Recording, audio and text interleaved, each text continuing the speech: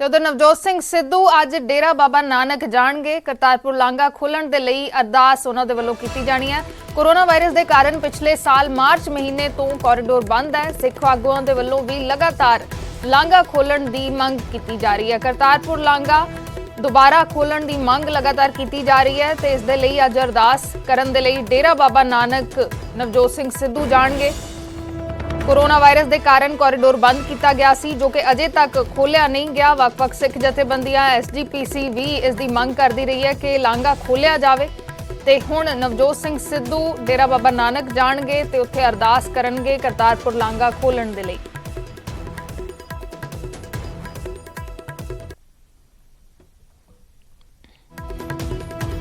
नवजोत सिंह सिद्धू डेरा बाबा नानक जाणगे। उन्होंने ट्वीट करके अपने दौरे की जानकारी दी है। लिखा है कि करतारपुर लांघा मुड़ खोलण लई अरदास करन डेरा बाबा नानक जा रहा हाँ, धन धन बाबा नानक। ये नवजोत सिंह सिद्धू ने अपने ट्विटर से जानकारी दी है कि वो अज डेरा बाबा नानक जाणगे, करतारपुर लांघा मुड़ तो खुलवाउण दे लई अरदास करनगे।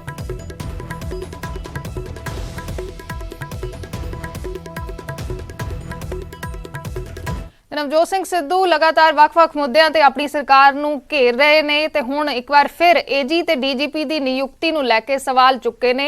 सरकार नूं दो टुक चेतावनी दी है कि या तो कॉम्प्रोमाइज़ अफसरां नूं चुन लवो या फिर पंजाब कांग्रेस के प्रधान नूं। अजिहे च वड्डा सवाल यह है कि की नवजोत सिंह सिद्धू जे उन्हां दा जिहड़ा नज़रिया है या उन्हां दीयां जिहड़ियां इच्छावां ने या AG ते DGP नूं बदलण दी गल करदे ने, जे इह नहीं हुंदा तां की ओह कांग्रेस भी छड्ड सकदे ने?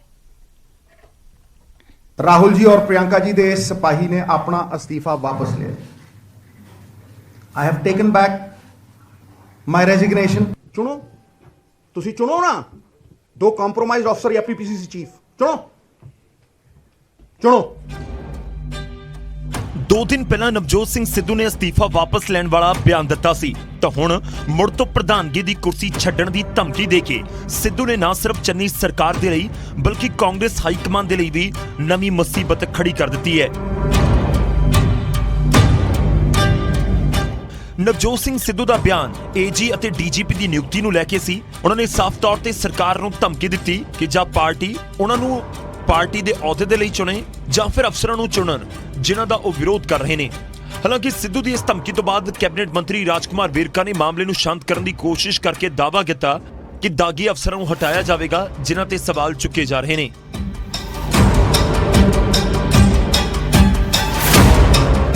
चुनो, तुसी चुनो ना दो कॉम्प्रोमाइज अफसर या PPCC चीफ चुनो चुनो। चाहे बरगाड़ी कांड है, बैबल कलां कांड है या नशियां दा मामला है, इस नशियां दे मामले नूं हल करन वास्ते कोई अफसर आड़े आ रहा है या उन्होंने हटाउण दी जरूरत है तो बिल्कुल हटाया जाएगा।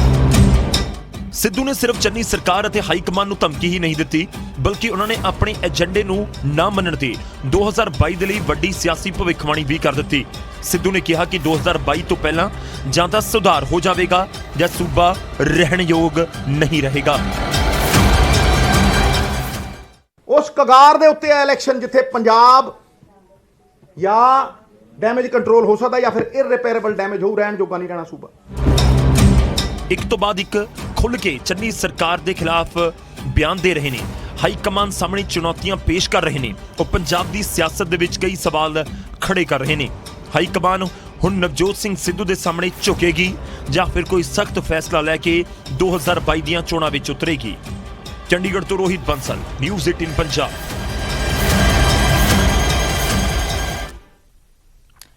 ਤੇ ਉਧਰ ਕਾਂਗਰਸ ਤੋਂ ਬਾਗੀ ਤੇਵਰ ਦਿਖਾ ਰਹੇ ਨਵਜੋਤ ਸਿੰਘ ਸਿੱਧੂ ਨੂੰ ਆਮ ਆਦਮੀ ਪਾਰਟੀ ਦਾ ਸਾਥ ਮਿਲਦਾ ਨਜ਼ਰ ਆ ਰਿਹਾ ਹੈ। ਆਮ ਆਦਮੀ ਪਾਰਟੀ ਨੂੰ ਸਿੱਧੂ ਵੱਲੋਂ ਚੁੱਕੇ ਜਾ ਰਹੇ ਮੁੱਦੇ ਸਹੀ ਲੱਗ ਰਹੇ ਨੇ।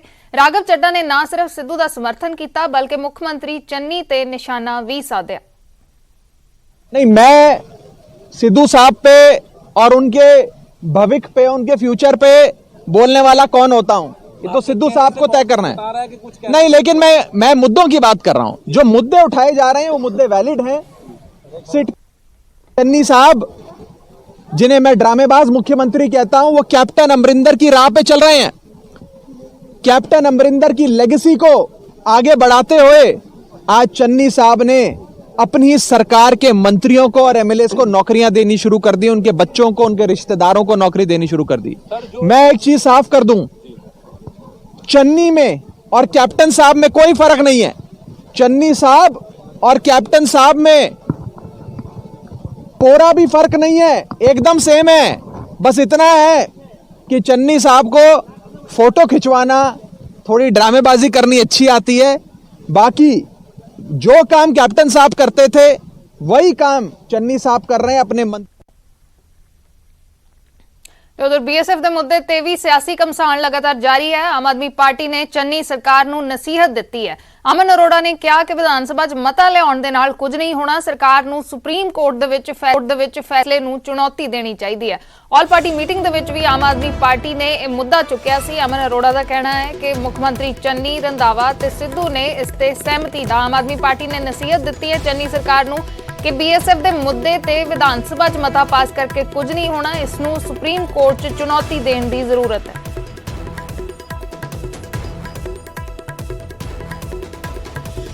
ਕਿ ਜੋ ਅੱਜ ਕਾਂਗਰਸ ਪਾਰਟੀ ਦੇ ਐਮਪੀ ਸ਼੍ਰੀ ਮਨੀਸ਼ ਤਿਵਾੜੀ ਜੀ ਨੇ ਕਿਹਾ ਹੈ ਕਿ ਕੇਂਦਰ ਸਰਕਾਰ ਦੇ ਬੀਐਸਐਫ ਦੇ ਦਾਇਰੇ ਦੇ ਵਿੱਚ ਵਾਧੇ ਦੀ ਨੋਟੀਫਿਕੇਸ਼ਨ ਦਾ ਪੰਜਾਬ ਸਰਕਾਰ ਸਿਰਫ ਡਰਾਮੇਬਾਜ਼ੀ ਔਰ ਦਿਖਾਵੇਬਾਜ਼ੀ ਦੇ ਨਾਂ ਦੇ ਉੱਪਰ ਵਿਰੋਧ ਕਰ ਰਹੀ ਹੈ, ਸਿਰਫ ਮਹਿਜ਼ ਟੋਕਨਿਜ਼ਮ ਹੈ। ਦੂਜੀ ਗੱਲ, ਇਹ ਜਿਹੜੀ ਨੋਟੀਫਿਕੇਸ਼ਨ ਹੈ ਇਹ ਸੰਘੀ ਢਾਂਚੇ ਦੇ ਉੱਪਰ ਸੱਟ ਮਾਰਦੀ ਹੈ, ਕਿਉਂਕਿ ਇੰਟਰਨੈਸ਼ਨਲ ਬਾਰਡਰ ਦੀ ਰੱਖਿਆ ਜਿਹੜਾ ਉਹ ਸੈਂਟਰ ਦਾ ਸਬਜੈਕਟ ਹੈ ਔਰ ਸਟੇਟ ਦੇ ਲਾਅ ਐਂਡ ਆਰਡਰ ਨੂੰ ਕੰਟਰੋਲ ਰੱਖਣਾ ਉਹ ਸਟੇਟ ਦਾ ਸਬਜੈਕਟ ਹੈ। ਇਹ ਡਿਫਾਈਨਡ ਨੇ ਕਨਸਟੀਟਿਊਸ਼ਨ ਦੇ ਵਿੱਚ। ਪਰ ਜਦੋਂ ਇਹਨਾਂ ਨੇ ਅੱਧੇ ਪੰਜਾਬ ਦੇ ਉੱਪਰ ਮੋਗੇ ਫਰੀਦਕੋਟ ਤੱਕ ਇੰਟਰਨੈਸ਼ਨਲ ਬਾਰਡਰ ਇੱਕ ਤਰੀਕੇ ਨਾਲ ਡਿਕਲੇਅਰ ਕਰ ਦਿੱਤਾ ਤੇ ਉਹ ਕਿਤੇ ਵੀ ਸੁਪਰੀਮ ਕੋਰਟ ਦੇ ਵਿੱਚ ਟਿਕਣਾ ਨਹੀਂ ਹੈਗਾ। ਸੋ ਇਸ ਕਰਕੇ ਮੈਂ ਬੇਨਤੀ ਕੀਤੀ ਸੀਗੀ ਕਿ ਇਸ ਨੂੰ ਇਮੀਡੀਏਟਲੀ ਤੁਸੀਂ ਸੁਪਰੀਮ ਕੋਰਟ ਦੇ ਵਿੱਚ ਚੈਲੰਜ ਕਰੋ, ਤਾਂ ਹੀ ਇਹਦਾ ਕੁਝ ਹੱਲ ਹੋ ਸਕਦਾ ਹੈ। ਪੰਜਾਬ ਸਰਕਾਰ ਨੇ ਹਜੇ ਤੱਕ ਉਹ ਸੁਪਰੀਮ ਕੋਰਟ ਦੇ ਵਿੱਚ ਚੈਲੰਜ ਨਹੀਂ ਕੀਤੀ ਹੈਗੀ। ਇਹਨਾਂ ਦਾ ਆਪਣਾ ਕਾਟੋ ਕਲੇਸ਼ ਹੈ ਜਿਹੜਾ ਉਹ ਏਜੀ ਔਰ ਡੀਜੀਪੀ ਨੂੰ ਲੈ ਕੇ ਨਹੀਂ ਮੁੱਕਦਾ ਹੈਗਾ, ਜਿਹਦੀ ਵਜ੍ਹਾ ਕਰਕੇ ਪੰਜਾਬ ਅੱਜ ਸਫਰ ਕਰ ਰਿਹਾ ਹੈ ਔਰ ਕੇਂਦਰ ਸਰਕਾਰ ਦੇ ਹੱਥਾਂ ਦੇ ਵਿੱਚ ਅੱਧਾ ਪੰਜਾਬ ਹੈ ਜਿਹੜਾ ਉਹ ਇਹਨਾਂ ਨੇ ਰਲ ਮਿਲ ਕੇ, ਪੰਜਾਬ ਸਰਕਾਰ ਨੇ ਰਲ ਮਿਲ ਕੇ ਉਹਨਾਂ ਨੂੰ ਸੰਭਾਲ ਦਿੱਤਾ ਕੇਂਦਰ ਸਰਕਾਰ ਨੂੰ। ਤੇ ਇਸ ਤੋਂ ਪਹਿਲਾਂ ਕਾਂਗਰਸ ਸਾਂਸਦ ਮਨੀਸ਼ ਤਿਵਾੜੀ ਵੀ ਇਸ ਮੁੱਦੇ ਤੇ ਆਪਣੀ ਹੀ ਸਰਕਾਰ ਨੂੰ ਘੇਰ ਚੁੱਕੇ ਨੇ। ਤਿਵਾੜੀ ਨੇ ਕੱਲ ਟਵੀਟ ਕੀਤਾ ਸੀ ਕਿ ਪੰਜਾਬ 'ਚ ਬੀਐਸਐਫ ਦਾ ਦਾਇਰਾ 50 ਕਿਲੋਮੀਟਰ ਤੱਕ ਵਧਾਉਣ ਵਾਲੇ ਕੇਂਦਰ ਦੇ ਨੋਟੀਫਿਕੇਸ਼ਨ ਨੂੰ 1 ਮਹੀਨਾ ਹੋਣ ਜਾ ਰਿਹਾ ਹੈ। ਅਜੇ ਤੱਕ ਪੰਜਾਬ ਸਰਕਾਰ ਨੇ ਆਰਟੀਕਲ 131 ਦੇ ਤਹਿਤ ਸੁਪਰੀਮ ਕੋਰਟ 'ਚ ਕੇਂਦਰ ਦੇ ਫੈਸਲੇ ਨੂੰ ਚੁਣੌਤੀ ਕਿਉਂ ਨਹੀਂ ਦਿੱਤੀ? ਕੀ ਵਿਰੋਧ ਮਹਿਜ਼ ਖਾਨਾਪੂਰਤੀ ਹੈ? ਤਾਂ ਮਨੀਸ਼ ਤਿਵਾੜੀ ਨੇ ਵੀ ਇਸ ਤੋਂ ਪਹਿਲਾਂ ਸਵਾਲ ਚੁੱਕੇ ਨੇ। ਉਹਨਾਂ ਨੇ ਵੀ ਇਹੀ ਗੱਲ ਆਖੀ ਹੈ ਜੋ ਆਮ ਆਦਮੀ ਪਾਰਟੀ ਦੇ ਵੱਲੋਂ ਹੁਣ ਕਹੀ ਜਾ ਰਹੀ ਹੈ ਕਿ ਸੁਪਰੀਮ ਕੋਰਟ ਦੇ ਵਿੱਚ ਇਸ ਨੂੰ ਚੁਣੌਤੀ ਦੇਣ ਦੀ ਲੋੜ ਹੈ। ਉਹਨਾਂ ਨੇ ਸਵਾਲ ਚੁੱਕੇ ਨੇ ਕਿ ਅਜੇ ਤੱਕ ਸੁਪਰੀਮ ਕੋਰਟ ਦਾ ਰੁਖ ਕਿਉਂ ਨਹੀਂ ਕੀਤਾ ਗਿਆ? ਕੀ ਵਿਰੋਧ ਮਹਿਜ਼ ਖਾਨਾਪੂਰਤੀ ਹੈ?